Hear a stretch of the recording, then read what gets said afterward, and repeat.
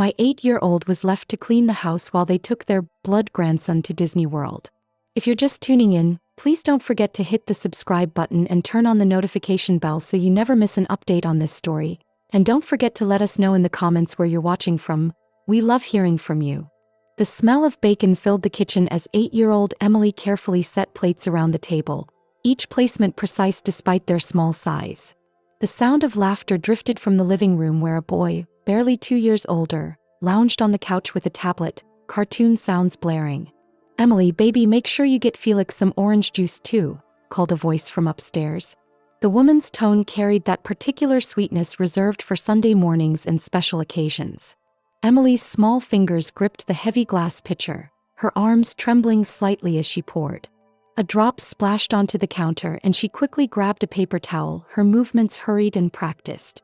This wasn't new. The routine of serving, cleaning, preparing had become as natural as breathing. Footsteps thundered down the stairs, and suddenly the kitchen filled with excited energy. Felix bounded in, his Nike sneakers squeaking against the floor, followed by Aunt Denise and Uncle Jerome. Their faces glowed with anticipation, phones already out, discussing parking strategies and fast pass selections. "You got everything ready for us, sweetie?" Aunt Denise ruffled Emily's hair absently, her attention already shifting to Felix, who was bouncing with barely contained excitement about roller coasters and character meet and greets. The bacon grease popped and sizzled in the pan, but something else sizzled in the air too, an electric tension that made Emily's stomach twist. She watched their animated conversation, sensing undercurrents she couldn't quite understand. Today felt different, important, and somehow she wasn't part of whatever was making everyone so excited. "When do we leave?" Felix asked, practically vibrating with energy. Uncle Jerome checked his watch. 2 hours, nephew. 2 hours and we're Disney bound." The family gathered around the breakfast table, but the usual warmth felt strained. Emily noticed how Aunt Denise kept glancing at Uncle Jerome, as if they were sharing some secret conversation with their eyes. Felix devoured his pancakes, syrup dripping down his chin as he rambled about Space Mountain and Thunder Mountain Railroad. "So, Emily," Uncle Jerome began, his voice carrying an odd formality that made her look up from her barely touched eggs. "We need to talk to you about something important." The fork felt heavy in her small hand.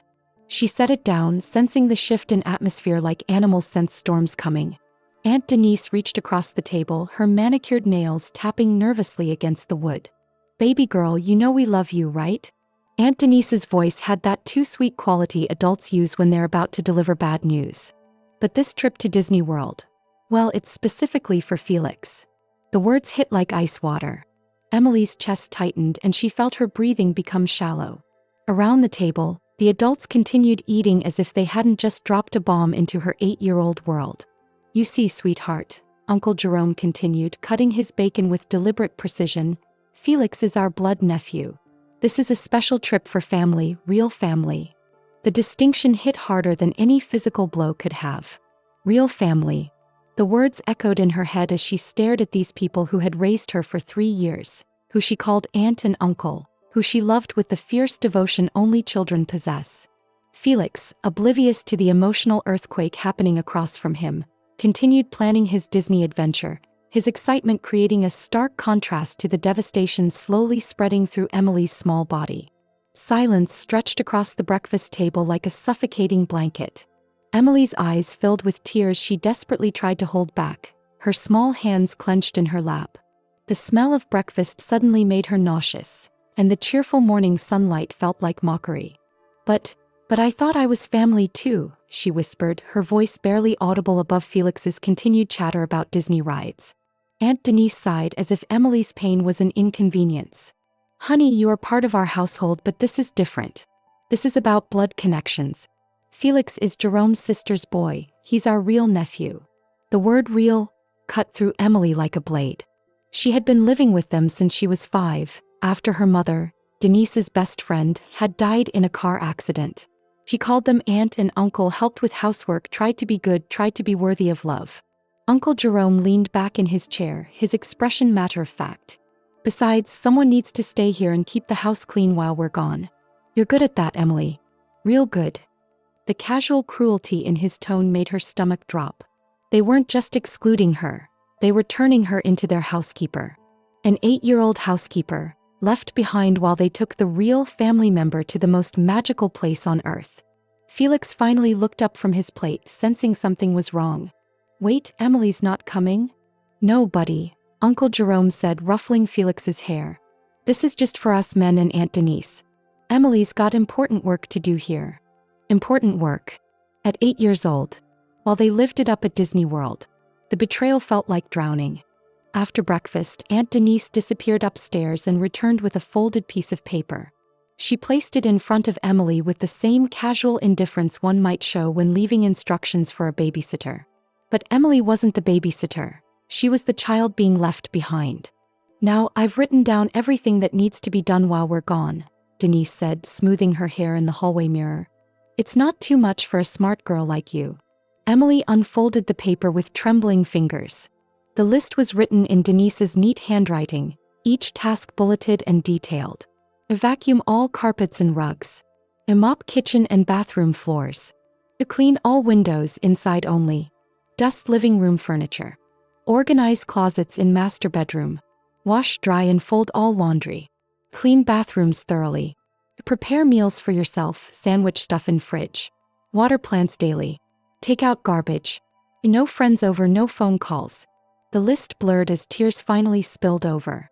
12 tasks that would take an adult hours to complete, assigned to an 8-year-old who should be playing with toys, not wielding vacuum cleaners. "Mrs. Patterson next door will check on you," Uncle Jerome added, grabbing his keys. "But she's busy with her own grandkids visiting, so don't bother her unless it's an emergency." Felix appeared with a suitcase covered in superhero stickers, his face glowing with excitement. "I can't wait to meet Mickey Mouse." The contrast was devastating.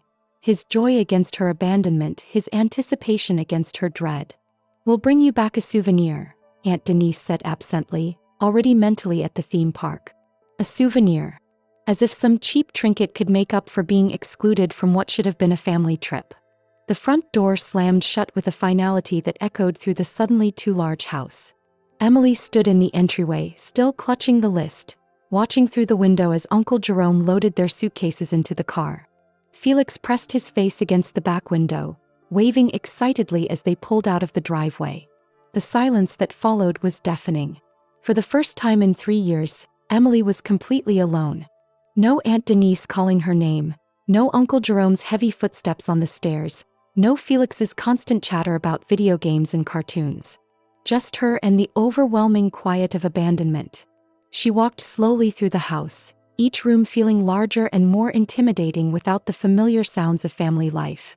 In the living room, Felix's tablet still sat on the coffee table, forgotten in his excitement. The breakfast dishes remained on the table, syrup hardening on plates that she would have to clean. The list crinkled in her small fist as reality sank in. They had actually left her. Not just left her behind, they had turned her into their cleaning service. An 8-year-old child responsible for maintaining an entire house while they enjoyed the vacation of a lifetime. Her reflection caught her eye in the hallway mirror. She looked so small, so young, so utterly alone. Her braids needed redoing, her pajamas were wrinkled from a restless night of anticipation that had turned to devastation. The phone rang, startling her from her thoughts. For a moment, hope fluttered in her chest. Maybe they had changed their minds, maybe they were coming back for her. But it was just a telemarketer. The disappointment hit like a physical blow. She was truly, completely on her own. Emily stared at the vacuum cleaner in the hall closet, its bulk intimidating for her small frame. She had watched Aunt Denise use it countless times, had even helped by moving chairs and picking up toys. But operating it alone felt overwhelming, like being asked to drive a car. Her stomach growled. She had barely touched breakfast, but the list seemed to loom over her, demanding attention. If she didn't complete these tasks, what would happen when they returned? The fear of their disappointment, their anger, their potential rejection motivated her more than hunger. She dragged the vacuum to the living room, its weight causing her to strain and stumble. The cord got tangled around a chair leg and she spent several minutes working it free, her small hands struggling with the stubborn plug. When she finally turned it on, the roar startled her. The machine pulled and tugged in her grip, its power overwhelming her small muscles. She pushed it across the carpet in uneven lines, missing spots, going over others multiple times. Sweat beaded on her forehead from the effort. Halfway through the room, she stopped and sank onto the couch, exhausted. Through the window, she could see other families in their yards. Kids playing, parents watching, everyone together. A father pushed his daughter on a tire swing while his wife laughed from the porch. The contrast made her chest ache with loneliness. She picked up her phone and scrolled through her contacts, looking for someone to call. But the list's instructions echoed in her mind: no phone calls. Even in her isolation, their control extended over her, dictating her every action. The vacuum cleaner sat silent, waiting. Only 11 more tasks to go. A sharp knock on the front door made Emily jump. She turned off the vacuum and hurried to answer, hopes sparking that maybe someone had come to rescue her from this nightmare. Through the peephole, she saw Mrs. Patterson, their elderly neighbor, holding a covered dish. "Hi, sweetheart," Mrs. Patterson said when Emily opened the door. Her kind eyes immediately took in the child's disheveled appearance. Sweaty forehead, wrinkled clothes, exhausted expression. "I brought you some cookies I just baked." "Thank you, ma'am," Emily said quietly, accepting the warm plate. The smell of chocolate chips made her realize how hungry she was. Mrs. Patterson's gaze swept past Emily into the house, taking in the vacuum cleaner in the middle of the living room, the breakfast dishes still on the table, the general air of a child trying to manage adult responsibilities. "Where are your aunt and uncle, honey?" "They went to Disney World with Felix," Emily answered, her voice flat. "They said you'd check on me but not to bother you unless it's an emergency." Mrs. Patterson's expression shifted, concern replacing casual neighborliness. "Disney World? And they left you here alone?" Something in the older woman's tone made Emily's defenses rise. Despite everything, these were still the only family she had. "I'm okay. I'm just cleaning the house for them." "Cleaning the house?" Mrs. Patterson stepped closer, her voice gentle but probing. "Sweetheart, how old are you?" 8. The number hung in the air between them. Mrs. Patterson's face grew troubled, her maternal instincts clearly activated by the sight of a child left alone with adult responsibilities. "Have you eaten lunch, baby?" Emily shook her head, suddenly feeling much younger than her 8 years. "Well, that settles it. You're coming over to my house right now." Mrs. Patterson's kitchen smelled like cinnamon and safety. Emily sat at the small table, devouring a grilled cheese sandwich while the older woman bustled around, her movements efficient and caring. For the first time all day, Emily felt like a child instead of a tiny housemaid. "Now, tell me exactly what they said before they left," Mrs. Patterson said, settling into the chair across from Emily with a cup of tea. Between bites, Emily recounted the morning, the announcement about real family, the cleaning list, the casual dismissal of her feelings.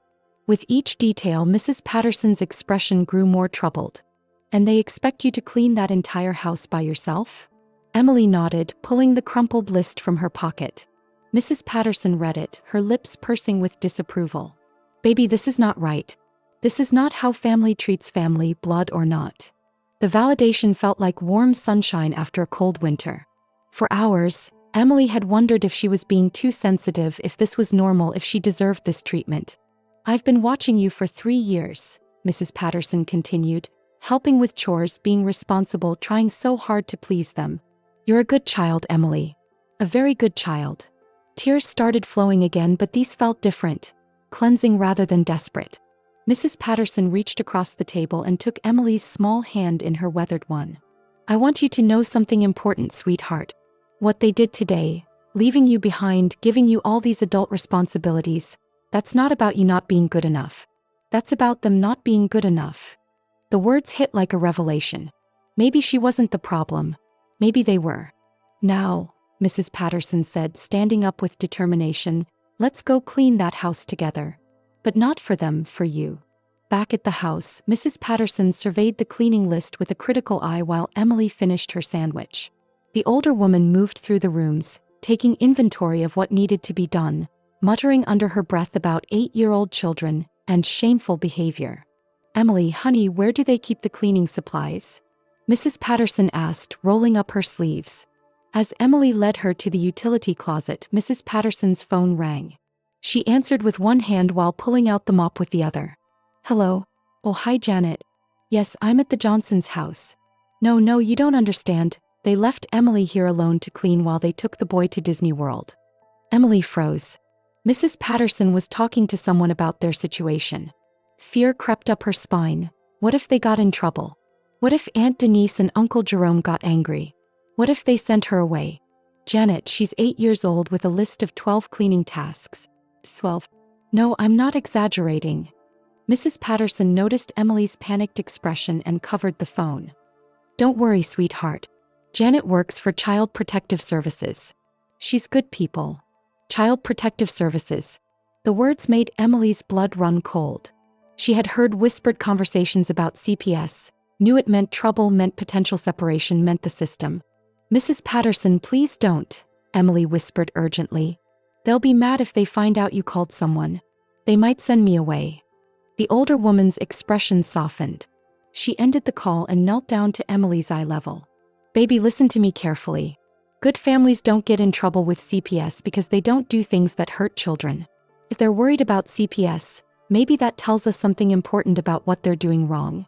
But Emily's mind was spinning with fear and loyalty conflicts, caught between the only family she knew and the growing realization that maybe, just maybe, this wasn't normal after all. While Mrs. Patterson started on the kitchen, Emily reluctantly began dusting the living room. As she moved around Uncle Jerome's desk, she accidentally knocked over a stack of papers. Bending to pick them up, her eyes caught on something that made her heart stop. Financial documents, insurance papers, and there, in black and white, monthly payments labeled foster care stipend, Emily Williams. Foster care. The words swam before her eyes. She wasn't just the daughter of Aunt Denise's best friend who had died. She was a foster child. They were getting paid to take care of her. With trembling hands, she looked through more papers. There were receipts for Felix's new clothes, his tablet, his toys, all recent purchases. And there, a printout of Disney World expenses. 3 tickets, 3 hotel reservations, 3 meal plans. They had planned this trip knowing they would exclude her. They had budgeted for exactly 3 people. Mrs. Patterson, Emily called, her voice barely above a whisper. The older woman came into the living room, took one look at Emily's face and immediately knelt beside her. What is it, baby? With shaking hands, Emily showed her the papers. Mrs. Patterson's expression grew thunderous as she read through the documents. Oh, honey, she breathed. Oh, sweet child. They get money for me, Emily said, the betrayal hitting her in waves. They get paid to take care of me, but they left me here to clean while they spend money on Felix at Disney World. Mrs. Patterson gathered Emily into a fierce hug. This is not right, baby. This is not right at all. The truth was devastating but also liberating. She wasn't an unwanted charity case they had graciously taken in. She was a source of income they were neglecting while lavishing attention and money on their real nephew. The anger that followed the revelation felt clean and righteous. For the first time, Emily felt truly justified in her pain. Mrs. Patterson's living room had become a war room. Janet from Child Protective Services sat across from Emily, her kind but professional demeanor putting the child somewhat at ease. Papers were spread across the coffee table. The cleaning list, the foster care documents, photos Mrs. Patterson had taken of Emily's exhausted state. Emily, I want you to understand that none of this is your fault, Janet said gently. Foster parents have specific responsibilities, and leaving you alone to maintain a household while taking another child on an expensive vacation is a serious violation. What happens now? Emily asked, her voice small but steady. Well, first, you're not cleaning that house, Janet said firmly. You're a child, not a domestic worker. Second, we need to document everything that happened today. Mrs. Patterson had been taking notes, her handwriting neat and precise. I've got times the exact wording they used about blood family, the list they gave her, everything. Good, Janet nodded. Emily, I need to ask you some difficult questions. Has this kind of thing happened before? Being left with adult responsibilities while they do things with Felix. The floodgates opened. Emily found herself recounting months of subtle and not-so-subtle favoritism. Felix getting new clothes while she wore hand-me-downs. Felix having birthday parties while her special day passed unmentioned. Felix being introduced as our nephew while she was the girl staying with us. Each memory felt like lifting a weight off her shoulders. She wasn't imagining the inequality. She wasn't being oversensitive. It was real, documented, witnessed. There's something else, Emily said quietly. I heard Uncle Jerome on the phone last week talking about the Disney trip. He said they needed to get away from the foster kid drama for a few days. Janet's pen stopped moving. Mrs. Patterson's face grew red with anger. Foster kid drama, Janet repeated slowly. At 8 years old. The room fell silent except for the ticking of Mrs. Patterson's grandfather clock. Finally, Janet spoke. Emily, how would you feel about staying somewhere else for a while? They returned Sunday evening with sun-kissed faces and Disney merchandise bags, their voices loud with exhaustion and leftover excitement. Felix burst through the front door first, clutching a Mickey Mouse ears hat and talking rapid-fire about roller coasters and character breakfasts. Uncle Jerome and Aunt Denise followed, looking relaxed in a way Emily rarely saw them. Their happiness seemed to illuminate how much stress she usually caused them simply by existing. Emily, Aunt Denise called out. Come see what we brought you. But when they entered the living room, they stopped short. Emily sat on the couch between Mrs. Patterson and a woman they didn't recognize. The cleaning list lay on the coffee table, along with several official-looking documents. What's going on here? Uncle Jerome's voice carried immediate defensiveness, his vacation mood evaporating. Jerome, Denise, Mrs. Patterson said coolly, I'd like you to meet Janet Walker from Child Protective Services. The Disney bags hit the floor. Aunt Denise's face went pale while Uncle Jerome's jaw tightened with anger. Now wait just a minute, he began. No, Janet interrupted firmly. You wait. Let me tell you what happened while you were enjoying Disney World. This 8-year-old child was left alone for 3 days with a list of 12 adult cleaning tasks, minimal food, and instructions not to bother the neighbors or make phone calls. She's fine, Aunt Denise said quickly. Look at her, she's perfectly fine. She's traumatized, Mrs. Patterson shot back. I found her exhausted, hungry, and trying to operate a vacuum cleaner that weighs more than she does. Felix looked confused, glancing between the adults and Emily. What's wrong? Why is everyone mad? The innocence in his voice was heartbreaking. He genuinely didn't understand the cruelty of excluding Emily while including him. But Uncle Jerome and Aunt Denise, they understood perfectly, and their guilty expressions proved it. We need to talk, Janet said, standing up. About Emily's immediate placement and your future as foster parents. The word future hung in the air like a threat.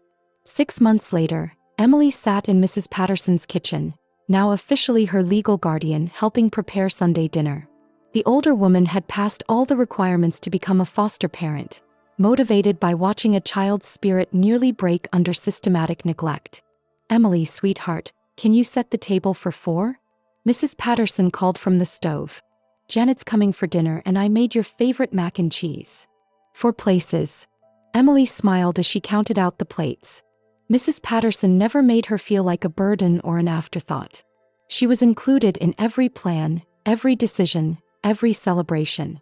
The Johnsons' foster license had been revoked after investigation revealed a pattern of using foster care stipends for personal expenses while providing minimal care for foster children. Felix now lived with his maternal grandmother, confused but resilient as children often are. Emily had received counseling to help process the emotional abuse and abandonment she had experienced. She learned words for what had happened to her: financial exploitation, emotional neglect, discriminatory treatment. Having names for the hurt helped her heal from it. A knock at the door interrupted her thoughts. Janet arrived with flowers and news that Emily's adoption paperwork was progressing smoothly. Mrs. Patterson had decided that foster care wasn't enough. She wanted Emily to be her daughter permanently. How are you feeling about school starting next week? Janet asked as they sat down to eat. Excited, Emily answered honestly. Mrs. Patterson, I mean Mom, signed me up for art class and soccer. The word Mom still felt new and precious on her tongue. Mrs. Patterson beamed every time she heard it. As they shared dinner, talking about school schedules and weekend plans and ordinary family concerns, Emily marveled at how different life could be. No cleaning lists, no feeling like hired help, no wondering if she was worthy of love. She was home. Finally, truly home. Sometimes the happiest endings come from the most painful beginnings, and sometimes the family you need finds you when the family you thought you had fails you. Emily learned that blood doesn't make family. Love, respect, and commitment do. And she had found all 3 at last. Thanks for watching. Your support means more to us than words can express. We're so thankful to have you here. Tell us in the comment section what you think about this story.